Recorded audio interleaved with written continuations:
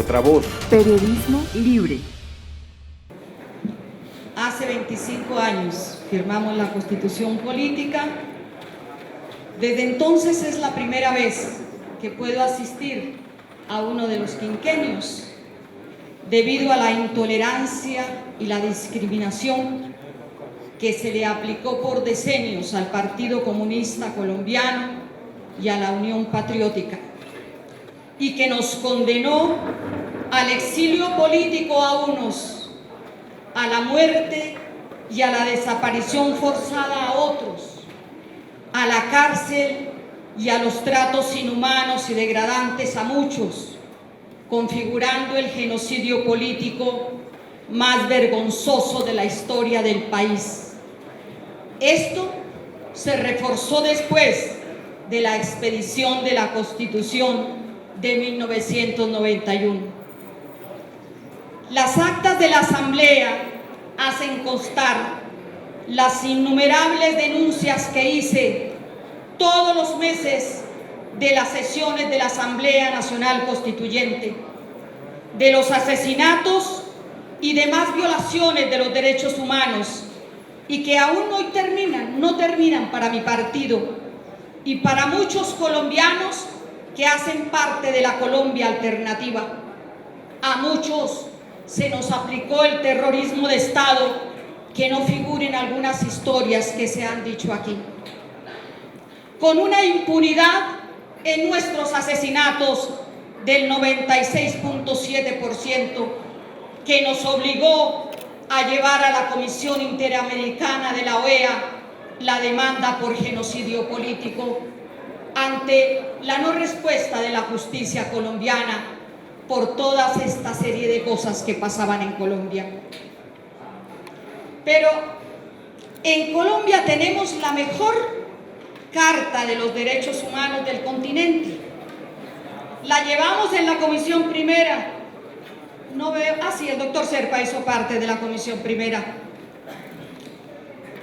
Esa Carta de Derechos Humanos que se violenta todos los días, en especial su artículo 11, el derecho a la vida es inviolable, no habrá pena de muerte. Si no hay vida, no existe ningún otro derecho. Después de julio de 1991, los colombianos fuimos testigos de los peores vejámenes: la expansión del paramilitarismo con apoyo del Estado.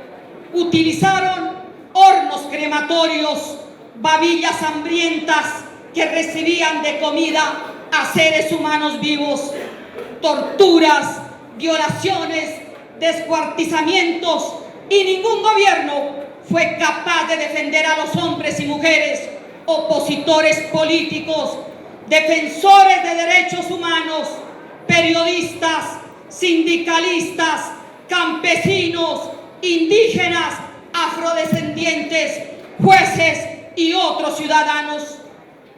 No hay en ninguna de las escasas sentencias, en el caso de la Unión Patriótica, en el ámbito nacional o internacional, donde el Estado no haya sido condenado por tres factores fundamentales. Por omisión, no se daban cuenta de nada. Por colaboración, muchos datos fueron entregados por agentes del Servicio Secreto del Estado y por oficiales y la cúpula militar colombiana. Por acción directa, sí, el crimen de Manuel Cepeda fue hecho por un grupo de suboficiales en un curso de inteligencia militar. Por todo esto ha sido condenado el Estado, porque sus agentes intervinieron en esa alta criminalidad. Decenas de años negando su responsabilidad, y aún hoy, a portas de la firma de la paz, no aceptan su responsabilidad internacional en el caso del genocidio político, que es el desconocimiento de todos los derechos humanos para un grupo de la oposición. A pesar de ser la carta que por primera vez contemplaba los derechos de las mujeres, 4 solamente en medio de 70, un poco más del 5% de la constituyente. De ellas, hoy recordamos a María Mercedes Carranza, que partió, y también a la doctora Elena Herrán Montoya, es gobernadora de este departamento. Es decir, por aquí está mi compañera María Teresa Garcés, las dos únicas mujeres que todavía conservamos la vida, en mi caso, gracias a la mala puntería de los asesinos. Allí quedó el sello de las mujeres, los derechos de ellas, de los niños y de la familia. En todo el país, después de la constituyente, deambulan infantes desnutridos con casos dramáticos como el de La Guajira, el Chocó, el Amazonas, Guainía, Bichada y otros muchos, donde indígenas deciden el suicidio ante la falta de alimentos básicos. El feminicidio se ha impuesto como una costumbre y expresión del machismo ordinario, y a pesar de las leyes expedidas no logra frenarlo, porque no existen políticas educativas y sociales que garanticen la subsistencia de mujeres y niños ante las amenazas constantes de quien se cree el dueño de la vida en una relación familiar. La salud se convirtió en un negocio. No existe un colombiano que levante la mano defendiendo la Ley 100 y la CPS, que se han vuelto un negocio lucrativo para los mismos que han robado a Colombia en muchos de sus siglos. La educación no llega a todos los niños ni jóvenes.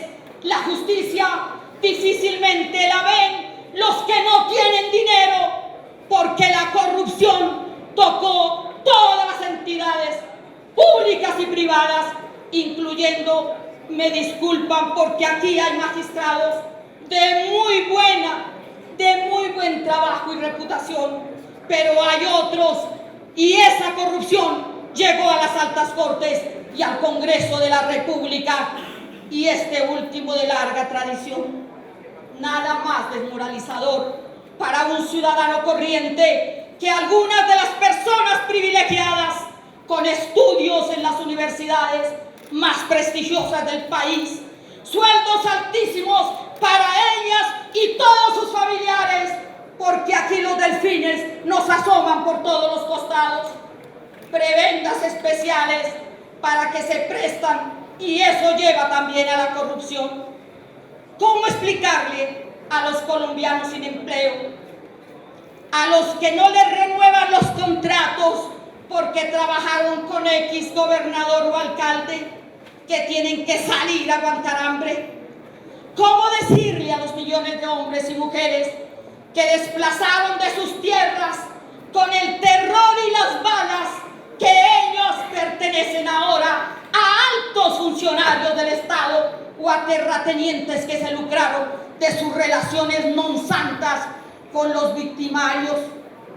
¿Cómo le podemos explicar a nuestros campesinos que después de la Asamblea Constituyente el 0.4% de los ciudadanos son los dueños del 46% de la tierra, según el último censo agropecuario, que duraron 45 años para hacerlo?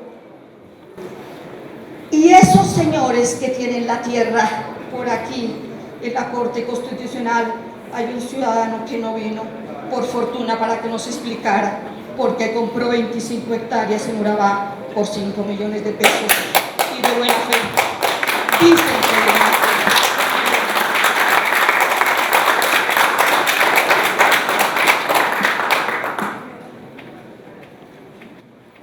¿Cómo explicarle a los ancianos de la tercera edad que solamente el 8% de los mayores de 65 años tienen pensión de jubilación, y que en este país no existe un solo campesino pensionado, mientras un puñado de privilegiados le sacan al erario público más de 15 millones mensuales, demandan y quieren mucho más?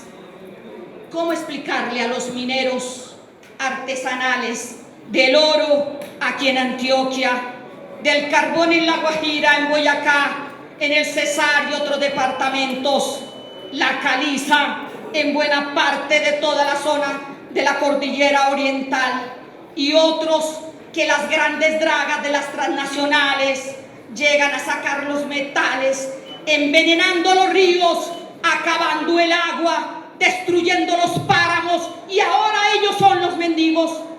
¿Cómo explicar a los colombianos que los tratados de libre comercio firmados desde gobiernos anteriores, no me acuerdo bien, pero por allá desde la época de la Constituyente, cómo explicarles que se acabaron los cultivos de cebada, de trigo, de maíz? Hoy importamos de este último el 90%, es decir, se dejó de cultivar en Colombia, porque aquí llegan productos de países que subsidian a sus campesinos y nos exigen a nosotros hacer lo contrario. Eso no puede ser. ¿Cómo explicarles que en 25 años a los colombianos ni siquiera se cumple el artículo 1 de la Constitución? Colombia es un Estado social de derecho, organizado en forma de república unitaria, descentralizada, con autonomía en sus entidades territoriales, democrática, participativa y pluralista, fundada en el respeto de la dignidad humana, en el trabajo y la solidaridad de las personas que la integran, en la prevalencia del interés común. Hay una constante en todo esto, es que la clase política colombiana no quiere ceder un centímetro de su territorio, de sus privilegios, y eso es muy negativo para la paz. ¿Por qué ha pasado todo esto? Yo tengo una modesta explicación: es que aquí hay una constitución escrita y otra constitución real, que el culpable de todo esto es la clase mal dirigente de este país, que no se contenta con 1 millón de hectáreas, quiere todas las hectáreas. No se contenta con un banco, quiere todos los bancos. No se contenta con un medio de comunicación, quieren todos los medios de comunicación. Y como si fuera poco, quieren la basura de este país, que se la pelean con los recicladores a lo ancho y largo de la patria.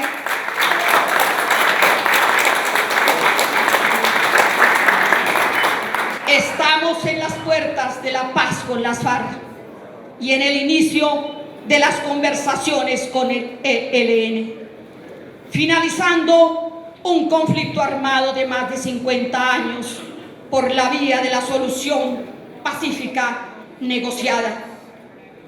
Sobre los grandes problemas del país se discute en La Habana, pero también lo discutimos aquí con la movilización de la población colombiana. Bien ha dicho el presidente que allá no se discute el modelo económico, no se discute, pero los ciudadanos lo vamos a discutir en las calles de este país, con las manifestaciones. Pero esperamos que los que mantienen el poder no nos echen el SMAC cada vez que hay una huelga, no nos echen la policía sin orden judicial. No repitamos lo del Estatuto de Seguridad del doctor Turbay Ayala. Es que varias de las normas que han salido en el Congreso nos asustan, porque fuimos víctimas de los allanamientos a las 4 de la mañana con nuestros pequeños hijos. Nos tocaba llevar comida a los cuarteles donde torturaban nuestros militantes, entre ellos muchos de nuestros familiares. No queremos esas épocas, pero aquí no podemos hacer lo que se denomina en política el gatopardismo. Cambiemos algunas cosas para que todo siga igual o peor. Y entonces en ese momento vamos a tener que hablar con mucha sinceridad. No nos gusta la ley 1625 del 2013, que legalizó las interferencias telefónicas, los seguimientos, los espionajes. ¿Y cómo así que nos acaban de aprobar en el Parlamento el Código de Policía en contravención a todo lo que se está discutiendo y aprobando en La Habana? Pero bueno, vamos a tener que hacer una profunda reflexión. Vamos a ver si se pueden pasar esas páginas para ver Si se desmantela el paramilitarismo, ese se desmantela si las fuerzas militares no vuelven a apoyarlos, así de sencillos. Pero si prevalecen es porque la institución vuelve nuevamente a apoyarlos y sería muy negativo para la existencia de la paz. Profundas reformas y reflexiones nos corresponden a quienes estuvimos elaborando la Carta Magna, pero también a quienes de puesto en puesto han estado en los gobiernos, saltan como liebres de los ministerios al Congreso, del Congreso a las magistraturas, a las gerencias de las empresas estatales o privadas, a los que ya tienen resuelto todas sus necesidades, fruto de su origen familiar. Aquí hay familias hegemónicas, monárquicas, a las que no se les pide nada más sino su parentesco para figurar en la vida política nacional. Aquí hay que abrir realmente los espacios, pero simplemente la vida les ha sonreído a algunos otros. No son de esas familias monárquicas, pero viven por ahí. Uno ministro, el otro embajador, el otro contratista, el padre muy bien pagado por una empresa estatal del Estado. Entonces vamos a tener que simplemente mirar si están dispuestos esos privilegiados de siempre a que todos los colombianos tengan condiciones dignas del ser humano, a que se les aplique la Constitución del 91, y eso será un ejercicio grande para construir un Estado social de derecho donde prevalezca el interés general.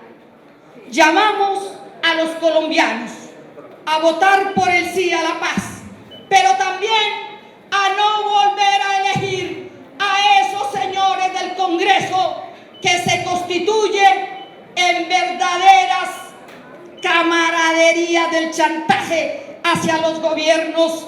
No se presentan a las sesiones, no aprueban cosas si el gobierno no les está dando la dádiva.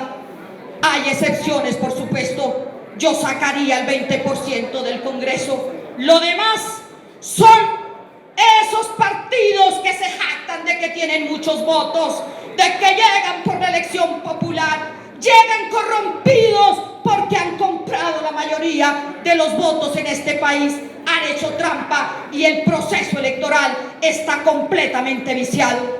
Esa es una de las reformas que hay que hacer. Por eso creemos que hoy, 25 años después, podemos volver a tomar la consigna de los jóvenes. Podemos no solamente salvar a Colombia, sino cambiar a Colombia. Eso es lo que está al orden del día.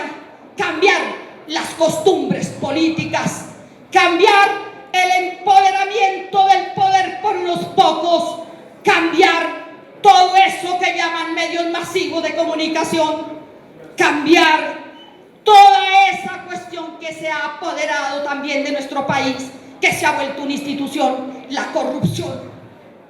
Esa corrupción tenemos que sacarlas si queremos construir un país diferente.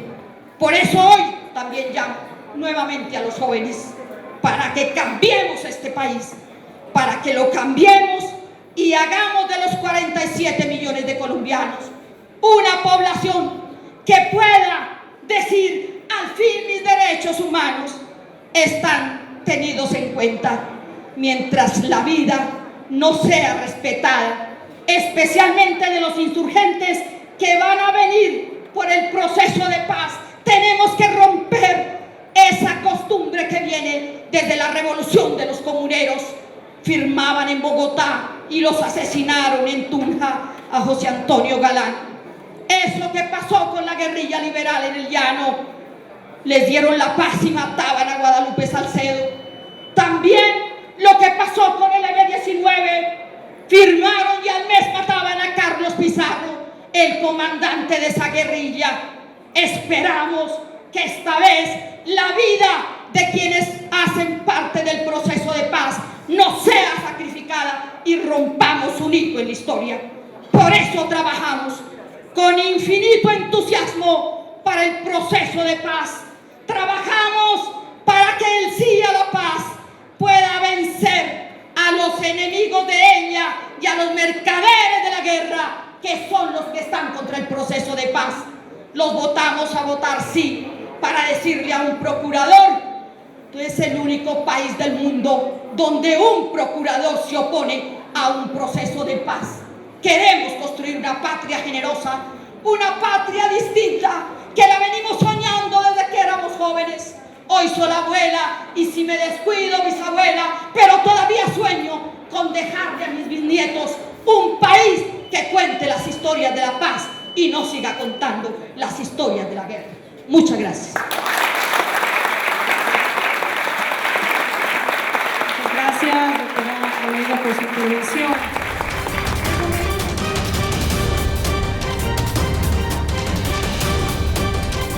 Otra voz. Periodismo libre.